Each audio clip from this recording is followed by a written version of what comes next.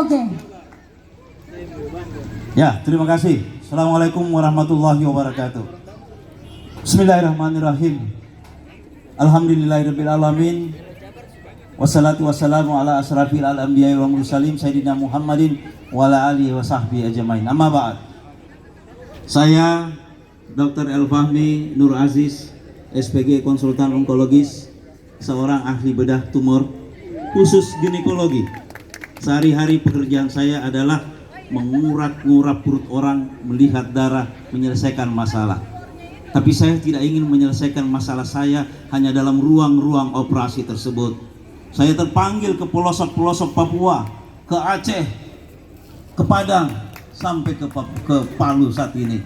Alhamdulillah, dalam suatu kelompok yang kita namakan Padamu Negeri Indonesia, disinilah kami berkumpul dalam garis-garis dengan relasi BNPB, turun serta dalam penanggulangan kemiskinan, dalam penanggulangan bencana, dan itu yang kami bawa sebagai program unggulan.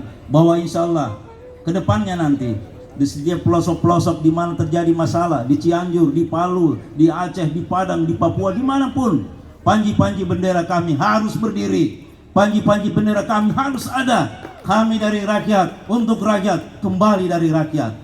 Sebagai hamba Allah, ada 3 unsur yang penting. Pertama adalah takut kepada Allah, menjalankan perintah Allah dalam sujudnya, dalam syahadatnya, dalam zakatnya, dalam semua rukun Islam yang kita lakukan. Kedua, berbuat baik kepada setiap manusia, karena manusia yang terbaik adalah manusia yang berguna, bermanfaat untuk orang lain. Yang ketiga adalah ikut serta dalam semua upaya-upaya dalam membangun dan sinergis dalam pembangunan bangsa dan negara ini. Insya Allah dalam keikutsertaan kami dalam pemilihan presidium nasional kami, program yang kami bawa tidak banyak, tidak bernarasi, tidak berliterasi, namun berkarya langsung, turun ke lapangan bersama dengan semua stakeholder, semua orang yang kembali kepada Allah, yang mengatakan suatu saat saya kembali kepada Allah, dan saya yang berkata, ya Allah, ketika terjadi gempa di Papua, ketika terjadi gempa di Palu, ketika terjadi gempa di Padang, di Aceh, dan dimanapun, saya ada di sana, turut bersadangan yang lain. Ya Allah, itulah saya punya ibadah yang terbaik yang akan kami kembalikan nanti, karena suatu saat nanti kita akan kembali. Semua yang mati pasti akan kembali. Kembalinya tidak hanya kembali, tetapi faman ya'mal miskala dzarratin khairan yarah wa may ya'mal miskala dzarratin syarran yarah. Sekecil sarra kebaikan yang kita lakukan pasti kita pertanggungjawabkan, tapi sekecil sarra ketidakberdayaan kita pasti akan diminta pertanggungjawabannya. Itulah yang membuat saya harus keluar dari kamar operasi, keluar dari kemegahan sebagai seorang dokter onkologis ginekologis yang di Indonesia bisa dihitung dengan jari, berada di tengah umat, bersama dengan umat, membangun umat, mensejahterakan umat demi berkeadilan sosial. Mudah-mudahan apa yang saya sampaikan ini ada manfaatnya bagi kita semua. Sayang hanya 5 menit aja, jadi saya batasi. Subhanakallahumma rabbana wa bihamdik, la ilaha illa anta astaghfiruka wa atubu ilaik. Assalamualaikum warahmatullahi wabarakatuh. Merdeka! Allah. Luar biasa, Yakuza. Yakin usaha sama. Mas, mikrofon ini selalu standby ya. Ada aturan baru nih dari panitia.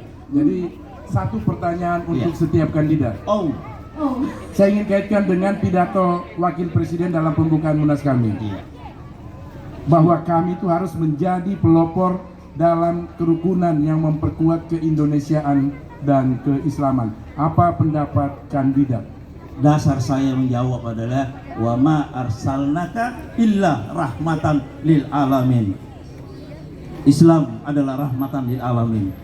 Kami orang-orang yang berada dalam amanah kami, dalam amanah sebagai presidium, akan turun ke tengah masyarakat tanpa pernah membedakan siapapun, apapun agamanya, apapun rasnya, apapun sukunya, karena kami bekerja, kami yakin bahwa semua adalah ciptaan Allah. Ya kada halaknal insana fi ahsanil taqwim, semua akan kembali dan kami akan diminta pertanggungjawaban apa yang akan kami lakukan. Sehingga sekat-sekat, beda suku, beda agama, itu tidak menjadi hal yang merintangi apa yang akan kita lakukan. Apapun yang kita lakukan, semuanya akan dicatat oleh Allah Subhanahu wa Ta'ala.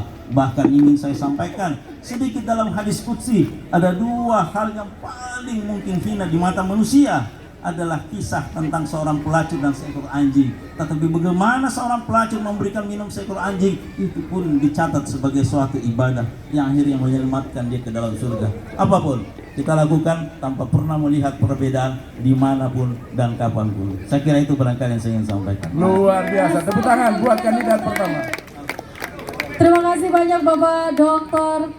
Elfahmi Nur, SPOG, orasi kebudayaan yang luar biasa malam hari ini yang sudah disampaikan oleh Bapak Elfahmi, ya. Kak Budi luar biasa sekali malam hari ini.